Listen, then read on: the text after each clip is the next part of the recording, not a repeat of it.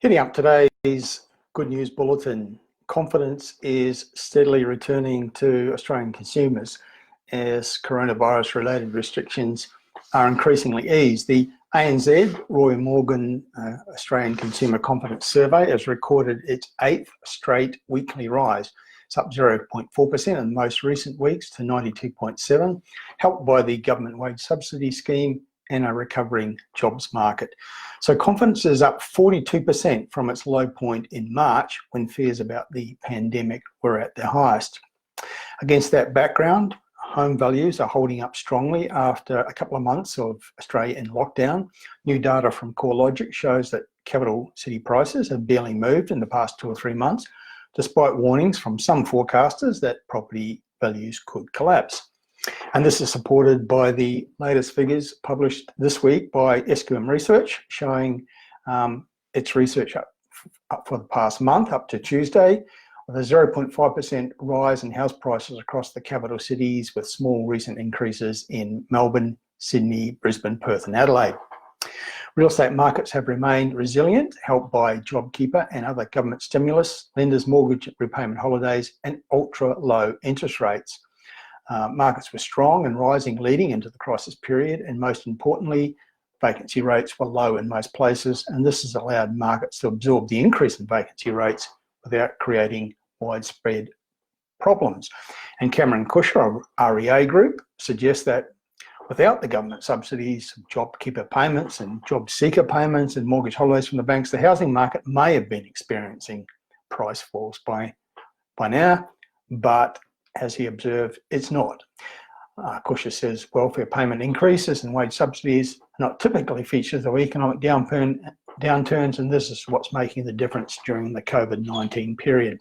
He says sales are still occurring, albeit at a reduced number, with demand and supply falling proportionately, so supply and demand's basically in balance. Sellers are not resorting to distressed sales, which are typically seen during periods of economic difficulty. And Cushar says a high unemployment rate won't necessarily lead to price falls, and says it certainly hasn't in the past.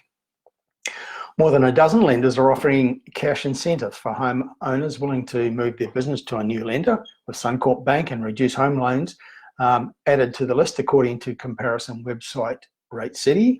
Suncorp Bank is now offering up to $3,000 to people who refinance with them, plus an additional $1,000 for people working in essential services roles such as doctors, nurses, teachers and police officers. So we have a total of 13 banks currently have cashbacks on offer, including 3 of the big banks, CBA, Westpac and ANZ.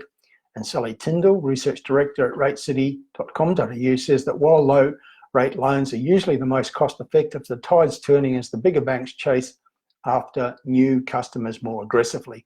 Cashback specials are nothing new, she says. They've been used for years as a clever marketing tool to grab attention. What's changed is that the banks are starting to offer cashback on loans that also have very competitive interest rates. She says someone who refinances every couple of years to a competitively priced loan could potentially come out on top by taking up a cashback special offer. Turning to some of the market news, stock-starved buyers have pushed auction clearance rates back up to the highest level since the COVID-19 restrictions began, with preliminary figures for last weekend showing sales in 71% of reported auction results. The national figure is likely to slip below the 70% mark once more results of the 630 scheduled auctions come in, but stronger results in Sydney and Melbourne will leave the weighted average figure for Australia's capital cities above the previous week's 60%. And CoreLogic commentator Kevin Brogan says we've seen clearance rates come back to where they were prior to the restrictions. There's no doubt there are fewer participants in the market who are ready to purchase a property, but the fact is that supply also has diminished. We're much closer to being in balance than in the first couple of weeks of April, when thousands of properties were listed and agents were struggling to come to grips with online auctions and volume, and there were masses of properties withdrawn from sale. And one result of the improved results was the sale of a home at Palm Beach, Sydney for $4.35 million, which was $350,000 above the reserve.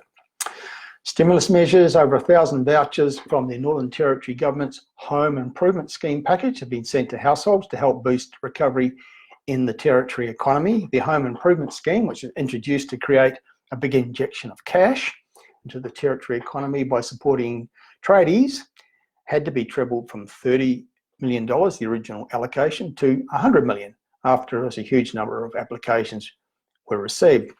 But as is the case with so many of the state and territory stimulus packages, the packages faced an onslaught of criticism, particularly from tradies who say the drip feed of approvals in the process meant the work had dried up.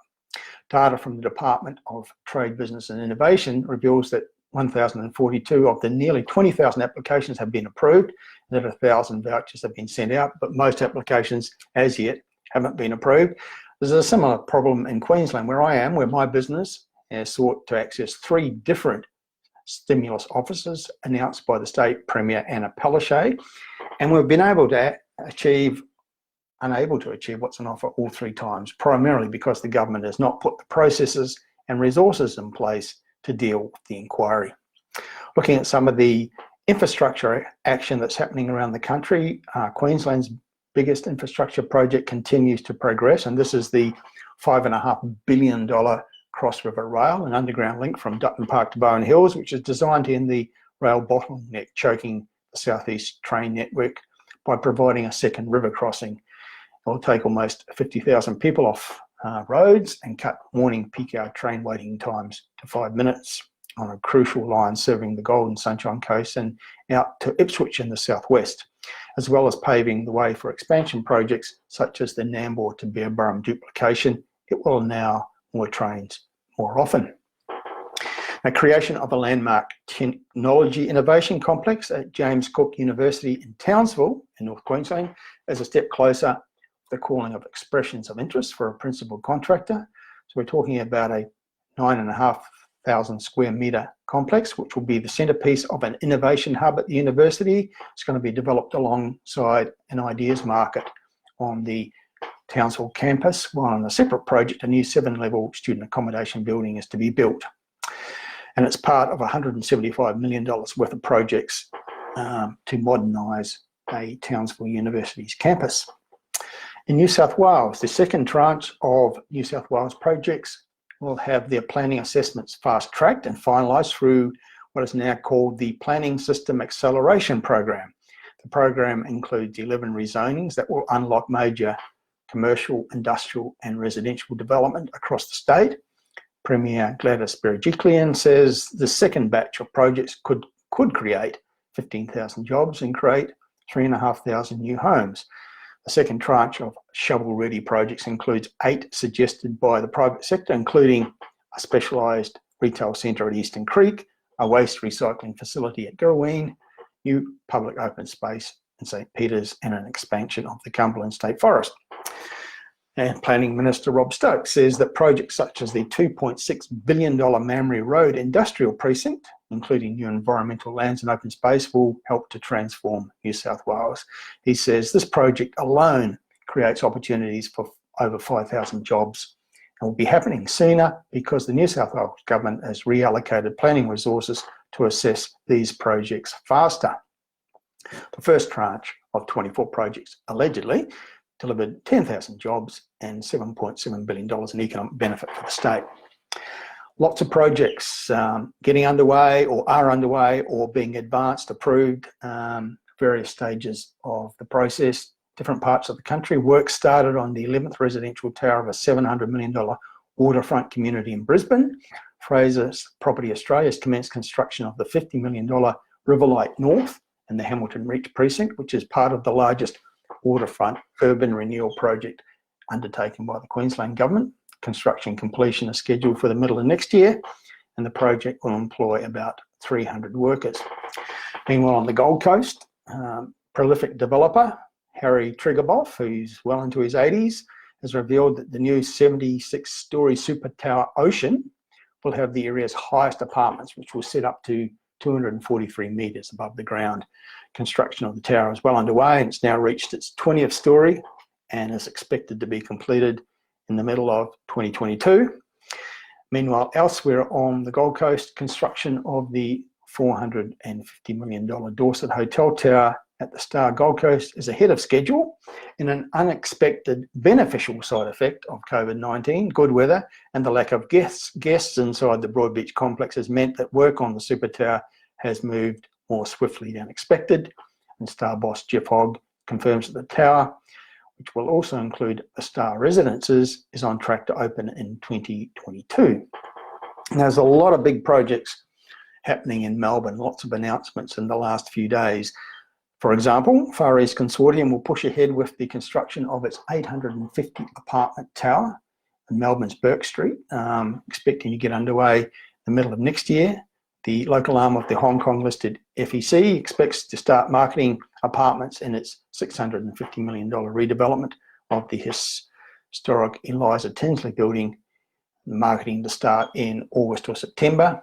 The projects on the 640 Bourke Street site is one of 8 that Victorian Planning Minister Richard Wynne approved recently. Also in Melbourne, tower developments, which will cost more than $1 billion, will be built, have been fast-tracked by the state government, and they include a $290 million office building on Lonsdale Street, which will be the Australian Federal Police's new Melbourne headquarters, and a $230 million apartment tower at 640 Bourke Street. They're amongst the projects that have been fast-tracked for approval. Now, still in Melbourne, developer Mirvac will vie with superfund Cbus property to develop the $2 billion Treasury Square mixed-use project at the eastern end of the Melbourne CBD, after the state government has narrowed down the shortlist to these 2 preferred parties. That site sits beside Flinders Street, just above the rail yards, and is controlled by the state agency VicTrack. The site is highly sought, with 11 interested parties initially interested, subsequently narrowed to a short list of 2, and now narrowed down to a short list of originally 4, now 2, Mirvac and Cbus. Still in Melbourne, retail landlord Vicinity Centres has included high-rise office and apartment buildings in its plans for an expansive redevelopment of its Box Hill shopping centre in Melbourne's east. The proposal will transform 5.5 hectares at the suburban hub into one of the largest urban regeneration projects outside the city centre, creating close to $2 billion in developed real estate. Elsewhere in Victoria, a plan to transform the historic Geelong sale yards into a new housing precinct for about 1,300 residents has been unveiled by the City of Greater Geelong. This major mixed-use development plan includes medium and high-density residential areas, including apartments up to 6 stories, as well as commercial and retail areas and cultural and linear parks. And aspects of the 148-year-old Geelong sale yards will also be retained and protected under the plans. Back to New South Wales, where on the New South Wales Central Coast, Sydney developer James Moses has secured development approval for a $130 million high-rise apartment project at Gosford. It will have 2 towers above a retail podium and 20 levels. We'll have 184 apartments, and it's opposite the Gosford Hospital. In the resources sector, there's plenty happening as well. North Queensland's resources sector is creating much needed employment as companies press on with expansions. They include Sun Metals in Townsville, which is months away from reaching peak construction on its $450 million zinc refinery expansion to increase annual production. Executive Director Kathy Danaher says Sun Metals will have created 350 construction jobs by October and 100 ongoing positions as construction finishes in the second quarter of next year. Meanwhile, Ravenswood Gold has started hiring dozens of contractors and 150 permanent employees that it needs by the middle of next year to extend the mine's life on a large-scale open pit at Ravenswood, southwest of Townsville. And elsewhere in Queensland, the Copper and Gold Project, providing 300 jobs near Mount Isa, could be one of the first mines to be developed on the back of the lower energy costs that will come from the proposed copper string transmission line, which I've spoken about in previous broadcasts. The Eva Copper Project, it's about 200 kilometres north of Mount Isa. Total capital cost of almost $400 million, expected to produce 100 million pounds of copper and over 13,000 ounces of gold each year for 15 years. And in Western Australia, the engineering contractor Downer EDI secured a $450 million contract from Fortescue Metals Group for early mining and maintenance services at the Eliwana iron ore mine. Fortescue, which is the world's #4 iron ore miner, approved the development of the Eliwana Mine and Rail Project in May 2018, and production from the mine is set to start in December at the end of this year. So once again, there's lots happening, plenty of positive things in relation to real estate markets, and a large number of significant projects, whether they be infrastructure projects, property developments, or mining ventures. And it all bodes well for the generation of economic activity, the creation of jobs, and the maintenance of solid property markets as we emerge step by step from the restrictions of the shutdown period. Bye for now.